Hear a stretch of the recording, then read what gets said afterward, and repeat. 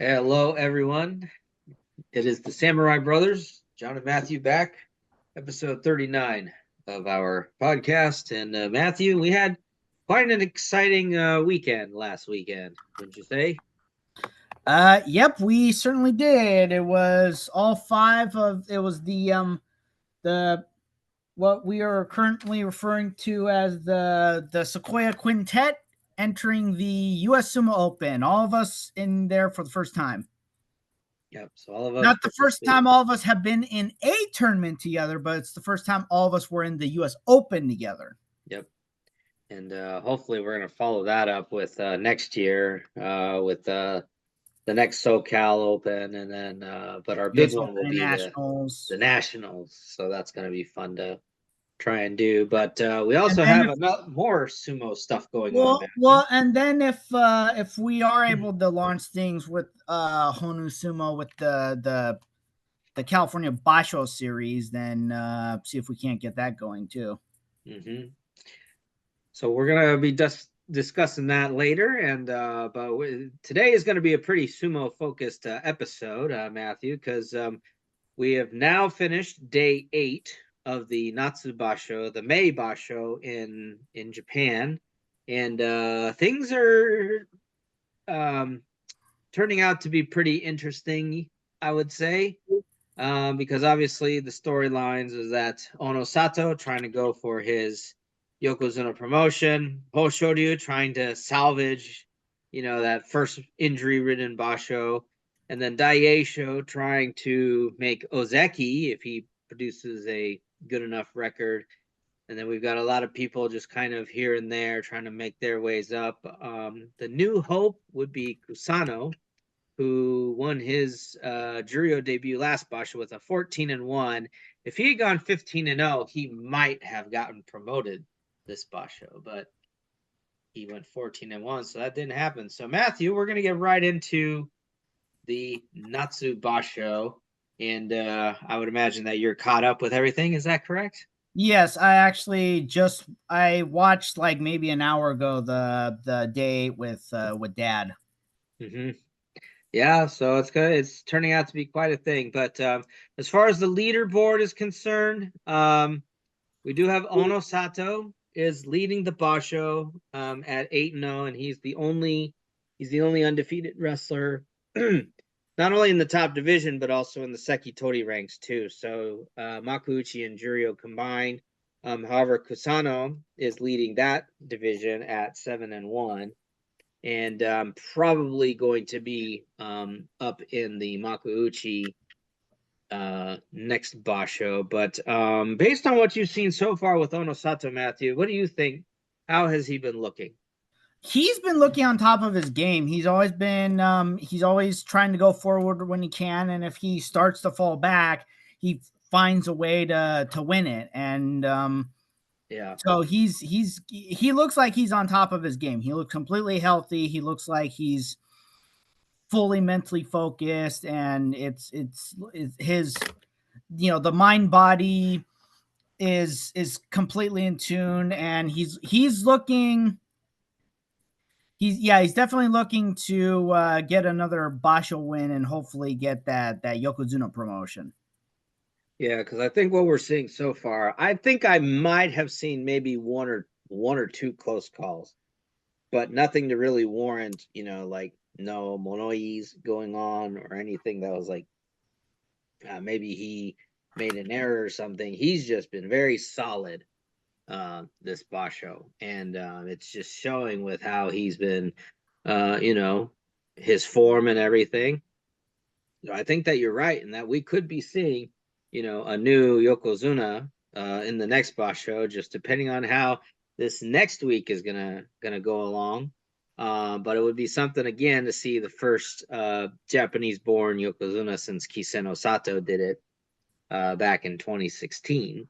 Yeah, so we're talking almost a decade since there's been a Japanese born Yokozuna. So it would definitely be nice. I mean, we are in what I guess we're calling the post Hakuho era, where we had a bunch of up and comers, and we had Teruno Fuji kind of trying to do things, but the injuries being what it was, he just wasn't there. Yeah. And we're still in the midst of the Yes. Mongolian era in There's sumo. So no there's no clear dominant wrestler like there was because back when you had the 70s, even from the 60s, 70s, 80s, 90s, 2000s. I mean, you had your dominant Yokozuna, like, in the 60s, you had Taiho. In the 70s, you had Kitanomi. You had Wajima was a pretty dominant wrestler. You get into the 80s, obviously, Chiyono Fuji was the dominant of all the Yokozuna. And then when you kind of got into, I guess, the first transitionary period of what was the Heisei era, you did have like Yokozuna, like Hokuto Umi. You had Asahi Fuji. Both are currently running their own heias right now. And they actually both of them did kind of get a reasonable number of Yusho compared to a lot of other Yokozuna. I think Asahi Fuji had 6, I think, and Hokuto Umi had 8. So those aren't bad numbers for Yokozuna. If you compare the average, Yokozuna that's been around. Obviously, you're gonna have the Dai Yokozuna, but they're kind of a different breed, obviously. yeah, and the fact that Teruno Fuji made it to Dai Yokozuna status at all, considering his what happened, constant injuries, is an accomplishment. He set himself apart from the rest of the pack, so he was able to establish a legacy as Yokozuna. But then when you talk about transitional periods, you've got the 90s where it was basically Takanohana and Takanohana was the clear, Akebono. right. Akebono came in and he kind of dominated first, and then Takanohana came in and he was the clear dominant Yokozuna of that time. Though, as I recall, they had a pretty close to even record. I think their final record ended up being even overall. Yeah, Takanohana had the more basho, but their head to head was definitely their head to head was very, very close. So that's what you would definitely call a rivalry from back then. And I like a few months ago, I was looking up statistics, and I liked Musashi Maru, but I forgot how much of a dark horse he really was. He had more basho wins than Akebono. Mm-hmm. So he wasn't, and both of them were Dai Yokozuna. So that he wasn't a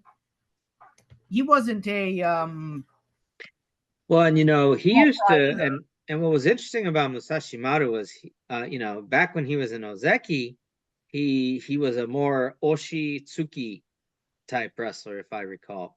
But then as he made Yokozuna, he switched to a Yotsu. And I've gone back and seen some of his matches as a Yokozuna, man. When he was able to get that Yotsu on the Mawashi, man, he really was able to make it work. Well, as I recall, his style was kind of it really depended on how healthy his wrist was, because he never had the healthiest wrist. Yeah, and obviously it got worse when he made Yokozuna, because and then and then of course he was the transitionary guy for when I kind of hate to say that, but he was the transitionary guy for when we had the first Mongolian in Asashoryu. Yeah, and Asashoryu definitely was the dominant wrestler of the 2000s. 2000s. Yes, because that's when Hakuho was coming up. Yeah, Hakuho coming up. I think, and to this day, I firmly believe that if Asashoryu hadn't retired when he did, Hakuho would not have had as many Yusho. Yeah, the reality is Hakuho wasn't without competition, but he was the better guy. It's one of those things where he just had the opportunity in the era that he did in order to just be the dominant guy. Very, very talented. Yeah, but if, like, for example, he was born, let's say 10, 15 years earlier and was in the 90s in the midst of Hmm. Takanohana and Akebono and Masashi Maru and everyone else. That was because it was That was a tough era. yeah, that was a tough era because you didn't just have those guys. It's like you had also had Wakanohana, who was a Yeah, little Wakanohana, underrated. and you had Takanonami was kind of the he played the spoiler to a lot of like Akebono, Musashi Maru, and then on top of that, Takanonami when he won his 2U show, they were both in playoffs against Takanohana. And then Koto no Waka wasn't a small fry either. And you had Tochiuzuma. You had Kyo yeah, Taikai you came up. had a lot of there were a lot of tough guys there, not just not Yeah, just like the not just the Kaio, Yokozuna. That era was Musoyaga. defined. It's I guess you could call it like the what's it called? You could, considering that both that and the Attitude Era were in that time. There's no other way to compare it. They Yeah, were both that like these. They were both these golden ages where they just had a whole bunch of talent, and then, but as a result, you had the these people Waka who were towards the top, and you had the kind of middle people who in other eras would have done better. the Takawaka era really revitalized sumo Yeah. back then. So the so yeah the thing is, again, if like, for example, Hakuho was in the midst of that era, would he have made Yokozuna? Most likely. Would he have broken the record that he did? Probably not. Now, if Asashoryu had continued going, He easily Yeah, 30 easily. Hakuho probably could have still. I'm gonna say Hakuho would have gotten, I'm gonna yeah, go out on a limb and I'm gonna say he probably may have still been able to actually break that record, but he wouldn't have gotten as many basho afterwards. It's one of those things where just because of the competition, lack of competition he had, mhm. like I'm gonna also compare to like the like we haven't talked as much about MMA since leaving, but I'm gonna compare to like the UFC where you had like John Jones in at light heavyweight. He was a very talented guy, and he was in the midst of like all these other fighters, which I don't. Yeah, where I feel like John Jones had a more challenging, and he exceeded really well at it. He had a more challenging division to have to face at light heavyweight because you had all these multiple former champions and other just talented guys. Whereas Anderson Silva, even though he went up to light heavyweight, the I and he had some good fights, but I just don't feel at the time the way in which he dominated some of his fights was just miles away.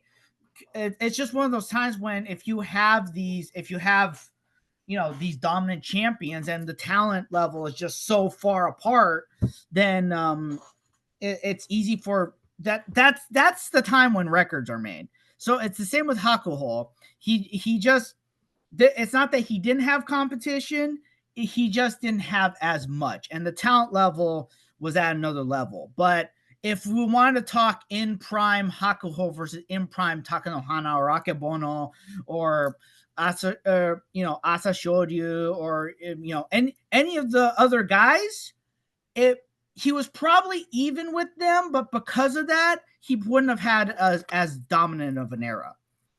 It's just one of those things where people are able to rise in a certain situation and just and set records, and then people have to break those records. So and So and now, yeah.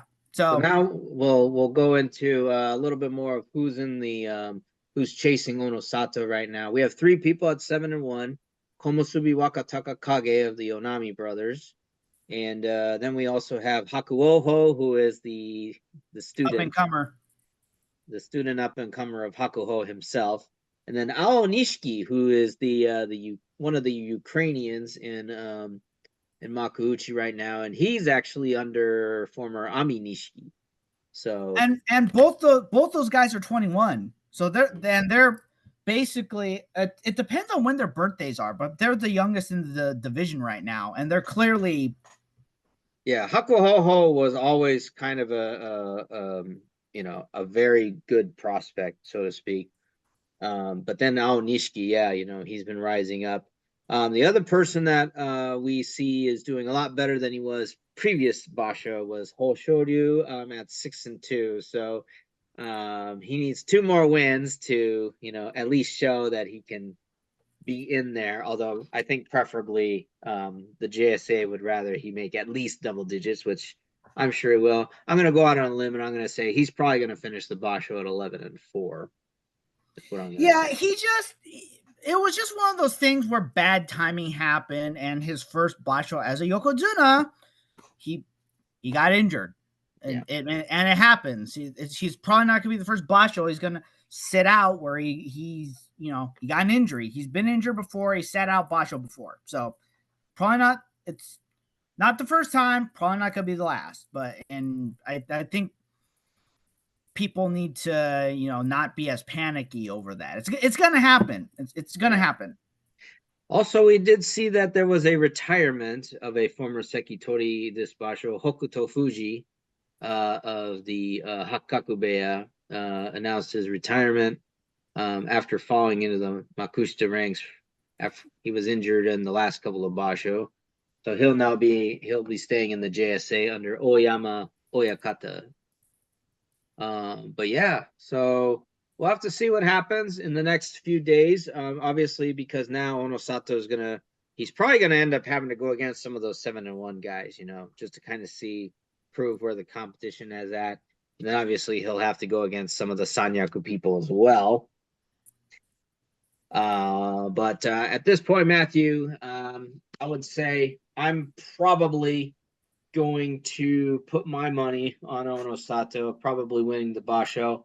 I would say with a 13-2 for Onosato at this point. So, Matthew, your prediction on who is going to win the Yusho? I'm gonna go with Onosato too, but I'm gonna go one further, say 14-1.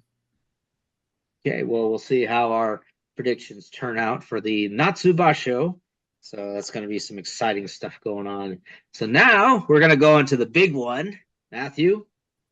The US Sumo Open. And I was quite surprised at the fact that they had a lot of heavyweights, but I think the heavyweights always have a lot of people signing up. Yeah, we talked to what's his name? We talked to Andrew at weigh-ins, and he said that if they'd gotten as high as 16, then he wasn't gonna do however many. He wasn't gonna do. It would have been two pools of 8. He was gonna do 4-man groups and then go from there. But there weren't that many that. I think there ended up being 12 total. 12, yeah, ended up being 12. And then our big man. Yeah. Well, let's go in order of the weight classes. So obviously at lightweight, there was you and there was Luis. And I think it ended up being a 5 and 5-man, which I was in, and a 6-man, which Luis was in. So I had to win one to move on, and unless something happened, and Luis had to win 2 to move on. Yeah. So I went and rewatched things, and with the stream and the multiple angles, Luis did improve, to be fair, with the exception of one match in which he made the same stupid mistake he made at both his matches at the SoCal Open. But he improved. And unfortunately, in the open way, he got inside. All 3 of us in lightweight, middleweight have now faced Max. Well, 4 of us, if we want to include Tim. We've all faced Maxime, but the short guys have all lost via that same outside trip that he's really good at with his rangy limbs. The difference is that I didn't get my air knocked out of me. You did, and you didn't. Neither of us had Maxime land on top of our chest, which Luis did. Yep. So So Luis is trying to recover right now. yeah, he's been sensitive this whole week, and I haven't seen him, but I've talked to him on text and stuff like that. He's been a little bit sensitive with the EMTs. Initially said, "Oh yeah, let's talk about the EMTs. They were earning their money There was a because lot of people got hurt that day. yeah, it's like there were because it's like normally they might have one or two times where the EMTs would have to come out or something like that. Yeah, they were earning their money probably every what would you say like 5 matches or something like Five, that. 6 matches, yeah. People Every getting 5 to hurt. 6 matches, yeah. So, but yeah, so and I didn't in terms of actual record, I didn't do as well this year as I did last year. Yeah, so your record, so you won 4 matches. That guy from New York, though, I think he caught you off guard, didn't he? Yeah, because it's like I got in on him, I got him at the edge, and then all of a sudden, right at the edge, he throws me, and I'm like, "What's going on?" Yeah. But he comes from a judo background, so that's Ah, probably partially where he got that from. yeah. Okay, that makes sense. Well, Yeah. anyway, so your Well, record ended up being to be fair, he also beat the same Mongolian guy that I did. yeah. That yeah, Well, we were yeah. I yeah, think I he's was a veteran. yeah, that guy yeah, that guy But it's that it's means like you know what that it's means. like we discussed, all Mongolians clearly are not world level. They'd No. probably wrestle in some way, shape, or form, but this guy probably did it like on a, like casually, But you and know what that then he means for just you. yeah, and then he came in. Yeah, that was the thing. I was prepared to go tsupari with him when we went to Tachiai, but then just the way he was lining up with his Tachiai, my thought was, let's see what happens if I go on the belt. And then it went on the belt, and he wasn't easy, but he was not as difficult as I thought it would be. Well, we can say now that that's your first win against an international opponent. Yes, yeah, we could say that. Another thing I'm gonna say is that everyone else was saying it's like, we're happy with the way you're doing it. And initially I was just like, I'm not happy. I lost one more match than I did last year. But then I realized, oh, I did not lose any matches via Yorikiri or any other types of push out. All my losses were from someone doing a desperation Yeah, a lot throw of on the throws. edge or in the middle of Yeah. the dohyo, like the Uzbek guy did a snap down, and that's Yeah. how I lost that match. And the other Mongolian guy did that Hmm. throw, which oh yeah, we Luis wasn't the only one who came out a little battered too. I pulled my hamstring, Yeah. and So that's that why I that didn't. prevented you from doing the open weight. So Yeah, so your final record for that day ended up being 1-4 because you lost to the number one seed, and that's where you pulled your hamstring. yeah, yeah, Forfeited because the open weight. yeah, I should have done something better when he grabbed my wrist. I should have done Yeah. instead of tying up with him, because he used that and just Yeah. And then Luis ended up he lost all 5 of his matches, so he did not get to. And then he lost in the open weight with going against Maxime and getting injured. So Luis for this tournament went 0-6, but like you said, like I said, yeah, he looked like he almost won a couple matches. yeah, he looked better. But and like I said, he only one of his matches he did what I would call a stupid mistake. Yeah. But that's 1 out of 5. So we're hoping for a speedy recovery for Luis and having him back at practice, and then at Well, least in the I told him, if he wants to show up and just take it easy, he can do that. just have him do I Shiko. don't know if my hamstring's gonna be at full. I don't know if I'm gonna be able to go live. I don't know if I'll be able to Just go do 100% either. yeah. At this Do point, we're push-ups and recovering. everything. Yeah, at this point, we're recovering and we're learning. So let's move on to middleweight. So there was me and Tim, and there ended up being a total of 9 wrestlers. And And I so haven't seen them do this where one group went 100% through.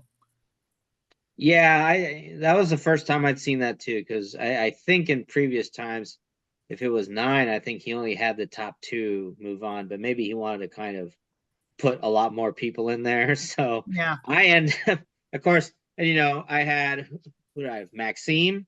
I had I think it Evan. was Saftar, who's Oh yeah. from I think was it Azerbaijan? Yeah, Azerbaijan. Yeah. And then Evan, He's which Seymour's teammate. right. And then I had Evan, and good old Evan, he's doing his thing.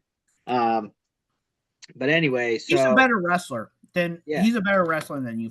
Fact matters, he's a better wrestler. He walked on the Cal State Fullerton. He's a better guy, better athlete. Oh yeah, that's right. Yeah. There's that whole thing, which we'll save for another time. But Yeah, anyway. So I think yeah, so I went 0-4 or 0-3, but I still got to move on to um to the tournament itself. Tim managed to get a win. And Tim went traditional. yeah. So good for him. I'm still impressed that he's able to do his mawashi by himself. Hey, he's learning.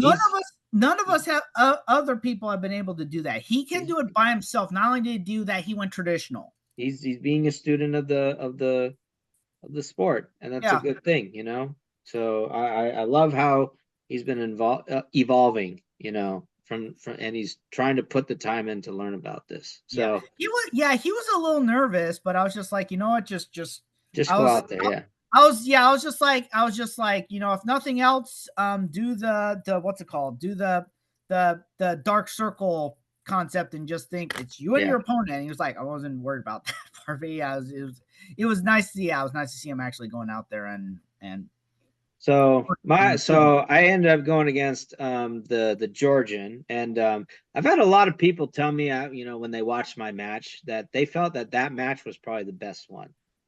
And I think one thing that I was more satisfied with this time around was going a lot more forward in a lot of my matches. Obviously, I got slapped down by Evan, and I was doing good for a while against the Georgian until he got me on the Mawashi and forced me out.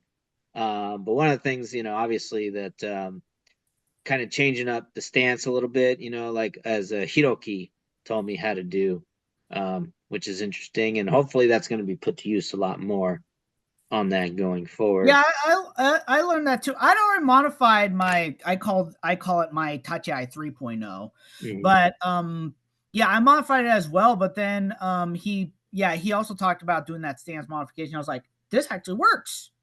So And actually, if you go on, and I've been looking at that in the Natsu Basho videos that I've been able to see. There's a lot of wrestlers that are like that. They have 1 foot it's kind of like this. They're in that 1 foot forward, 1 foot back kind of thing. And most of them are leading with the foot that's back. So they're kind of getting that step in. So right, that's yeah, the something to dominant kind of work on. yeah, the Going. dominant foot's the one that's Yeah. back, and then that's yeah, they're going forward. So we got Tim ended up going one. So I went 0-4, and then of course I couldn't do the open weight because I had to go graduate. Yeah, you had to Do that, so yeah, walk. which we'll talk Yeah, about yeah, another time. the timing was Timing just was just off, but anyway. yeah. Tim. So Tim went 1-4 in the middleweight competition, and then I didn't hear how he did, Matthew. How did he do in the open weight? He withdrew as well because he just wanted to head out. Oh, he had to go home. Yeah. Yeah, he had to go home. He didn't Now want. with so we're running a little bit short of time, but we have enough time to discuss obviously the biggest star of Sequoia Sumo for that Literally. day, Mathew Westwood, and clearly a darling to the fans, Mathew. The fact that he had little kids coming up to him and asking him for his autograph, and people just asking to take pictures with him. I think it's an inspiration, hopefully for not only just people that are watching him, but also for himself. It's I think it's definitely something that he needs to help him with. Obviously he's trying to work on his weight loss program going forward. But I think this is something that was definitely a wake up call for him. That this is something that he can definitely get into once he can try and get his cardio up. Yeah, he definitely did well, and a bunch of his matches are going viral. But yeah, he went in there and he clearly had a fan base who were like all coming. It's like he like in the breaks, he just had people coming up constantly. There was just a line. So So of he was people, it's like, obviously get your picture, can I get your picture, can I get your picture? so he was obviously the most successful of our team that day. But he did have a tough pool. Yeah, he first went against Mende. Then did he go against the Egyptian first or second? Ibrahim. I think he went against Ibrahim third because he had. Yeah, I because think he had he the had to face Georgian. Gilberto, who's a Oh, former that's right. openweight Yeah, champion in US openweight champion. yeah. He had to face Then against then he had to Gilberto. face Ibrahim, who's placed at this tournament before. And to be fair, he almost beat He Ibrahim. almost beat Ibrahim. It Yes, was just one of those things where he lost his he fell balance. first. Yeah, he lost his balance and fell first. Yeah, but he almost beat Ibrahim, pulling an upset. But then the other two guys who were also doing this tournament for the first time, he beat both of them. Yeah, he And beat both of them. He beat Gus, who beat Ibrahim also, and yeah, then he beat. I think his name was Jake. Is that it? yeah. But the reason why there wasn't a wrestle off was because of the fact that Ibrahim had Yeah, Ibrahim was hurt. yeah, Ibrahim was hurt, so he ended up dropping out. So Yeah, so Matt yeah, avoided a playoff. yeah, so yeah, and his cardio, he needed it because his cardio was Yeah, so he moved on, and then he faced the Georgian, right? right. He faced the Georgian and he lost. To be fair, he was hanging with the Georgian. Yeah, yeah. I thought he might have had a chance of beating him, but the Georgian turned the tables. So Yeah. it is what it is. And then open weight. Yeah. So obviously, I'm not implying anything. But Let's just say that there's certain things that have happened in the past and both at this tournament. But Matt ended up facing Big Matt ended up facing Zenon, who was the lightest. So let's get this one thing out of the way. It's Andrew's tournament. Yeah. He can run it however he wants. Yeah. And he loves the crowd reaction. So yeah, so yeah, he placed yeah. Big Matt with Zenon. You had the lightest guy against the heaviest guy. There was almost a 600-pound difference. Well, Zenon's 617, 136. So yeah, there was about almost a 500-pound difference. Yes. Yeah. So. But yeah, 500. I saw the video, and obviously Matt made quick work of Zenon. Yeah. Because there's just no way to get in around him like that. And then the way it was seeded, he ended up going against the lightweight champion, the Uzbek guy. Right. In the quarterfinals. Right. And he ended up beating him, right? Right. Because he tried to do something clever and going for the leg, and then Matt didn't full on pancake him, but he just put his weight down and just put the guy on the mat. So at that point, he was in the semis. The semifinals, right? So, but then he had the Georgian again, right? Yeah. The heavyweight Georgian. Yeah, because he was at that point gassing and tired. It wasn't as good a match as the previous first time against him, but he still hung in there. Yeah.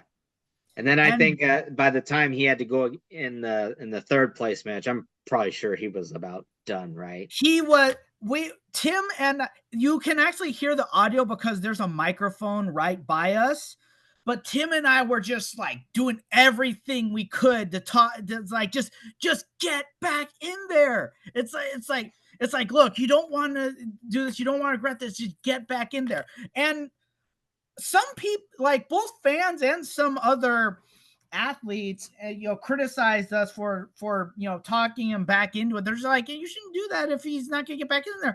And they may be right to some degree, but my mentality and I think Tim's as well, was you don't want to regret that. And this is where you set that. It's like, this is where you You set the improve. bar.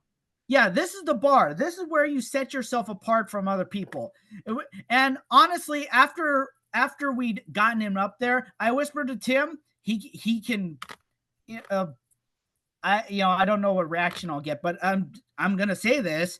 I whispered to Tim, he can quit when he gets in there after the shimpan says hakyoi, but he needs to get in there and for the shimpan to say hakyoi. And to be fair, he almost got the bronze. So we'll have to see how he does. Hopefully he's going to really get it up next year to the point where he can. He finished, and the EMTs had to go in there and give him oxygen and stuff like that. But it's just like just get in there and finish it. He's the highest performer at that tournament of anyone in Sequoia Sumo. So we have about a minute to go, but I want to address something that came up, which there was a viral video of him against Mende. A friend of one of the judges there posted on his Instagram, and my goodness, people were just hating on Matt. And I think these are people that just don't know either about sumo or just don't know, Matt's actually, from the way that some people were talking, I feel like some people may actually know about the sport, but it's just like they don't have an appreciation for the fact that he just got out there. No, talking about his form. Yeah, the insinuation was that he was like some, Joe Schmo who just got off the couch. He didn't just get off the couch. He's been training at this for less than a year. Yeah. And he went out there and placed 4th. So it's like anyone to all these haters. Anyone who wants to hate on him, he went out there and placed 4th. Yeah. How many other people can say they went out and placed 4th at the US Open? At least he went out there. Not like some of you keyboard warriors out there. Yeah, they're keyboard warriors. Schmucks. And we both stood up for him in those comments. Yeah. And one guy tried to keep tangling with me, and I was just like, "Hey, he placed 4th." Yeah. You try to compete. Yeah, that was the reaction. I'll always say he placed 4th. He went out there and he did better than any of us have ever have. And you and I have been at this for years, literally. But with that being said, we're out of time now, but we will definitely be back next week, ladies and gentlemen. Hopefully talk about One Piece and how the Natsu Basho went. So with that being said, Matthew, thank you as always for your commentary. We will see you all next time.